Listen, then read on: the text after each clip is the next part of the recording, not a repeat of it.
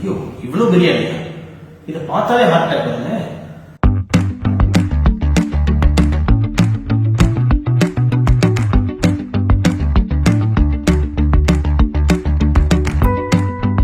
Hello, I'm Dr. A.B. Gopalamurugan from MGM Healthcare Chennai. I'm a cardiologist, which means I fix broken hearts for a living, and I do this without open heart surgery.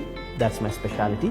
But I'm here to tell you how you can stay away from me by keeping your heart healthy with some tips I'm going to give you today. If you're around Chennai and you have an emergency, this is the number to call. This is the MGM Healthcare emergency heart number. Treating the heart is not an easy job anymore because there are multiple things that can go wrong with the heart. So you need a lot of specialists and departments within a single hospital. At MGM Healthcare, all departments are available, and therefore it becomes a single one-stop destination for all heart ailments. Okay, let's start with the first question. Can chicken biryani cause a heart attack? Basically yes and no. It depends. If you eat this much, you're okay. But if you eat this much, your problems are as big as this plate. Undoubtedly, homemade biryani is better. But if it's from a restaurant, one has to make sure that the ingredients are all fresh. The larger point here is about a balanced diet. Obviously, if you eat too much chicken biryani and just that, one will end up in heart disease. So one has to end up with a lot of fruits and vegetables to try and minimize the risk of heart disease. Ultimately, it's about moderation and balance. Talking about meat, I'd like to take this opportunity to tell you what kind of meat is largely safer and what kind of meat isn't for the heart. I have a simple theory so that you can remember. Essentially, meat from any animal with more than 2 legs is not good for your heart.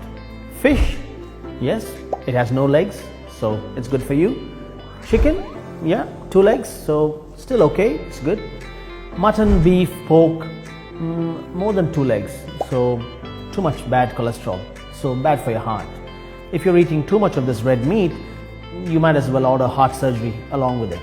And not everything from the sea is good for you either. For example, prawns.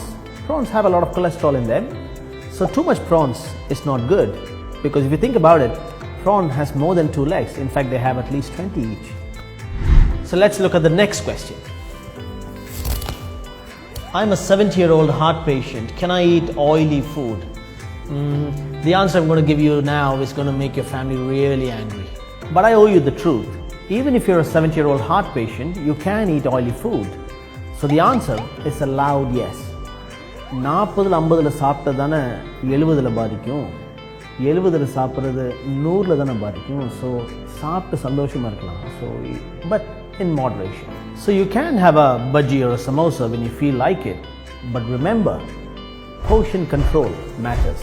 You can't have bhajis 3 times a day, every day of the week.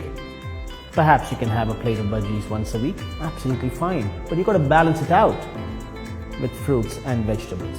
You should also know that not all fat is bad fat. Remember, we're all made of fat, so the whole idea of thinking that all fat is bad, don't eat any fatty food, isn't right. In fact, it's about the quality of fat that you eat and the quantity. So high quality, but moderation in terms of quantity. That's what matters. Okay, next. Can I smoke just 2 cigarettes a day? அடிச்சா நல்லா அடிக்கணும். Minimum 10-15 cigarette அடிக்கணும். கடைக்காரனுக்கும் நல்லது, எங்களுக்கும் நல்லது. Seriously, smoking is a big no. But here's the good news. The moment you stop smoking, the risk of further heart disease reduces drastically. As soon as you stop smoking, the blood becomes thinner, your clot formation risk comes down, the plaques, the deposits that you have collected over the years starts regressing. Essentially, you live longer and healthier. That's a good enough reason for you to stop smoking immediately. Okay, let's go to the next one. Can my heart be healthy if I don't exercise? The answer is simple. If you keep sitting like this, you cannot stay heart healthy. Your body was made to move, and that's why we have this thing called limbs. So it's important we use them. This doesn't mean that you have to hit the gym every day.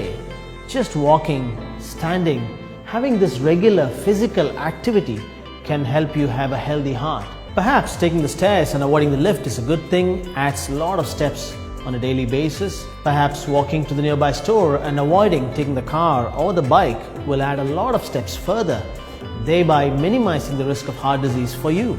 Let me assure you, there are no shortcuts to good health.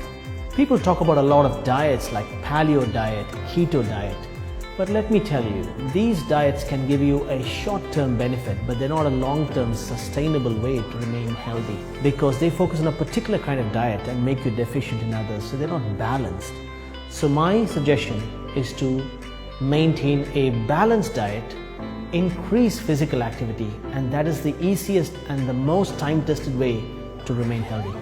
And last, how do I reduce stress in my life to have a healthy heart? I also have a lot of stress in my life. See, there's nobody who's not stressed. Everybody is stressed. Someone without a job is stressed, somebody with a job is stressed, somebody who's not married is stressed, somebody who's married is even more stressed. Now this is stressful. It's stressful.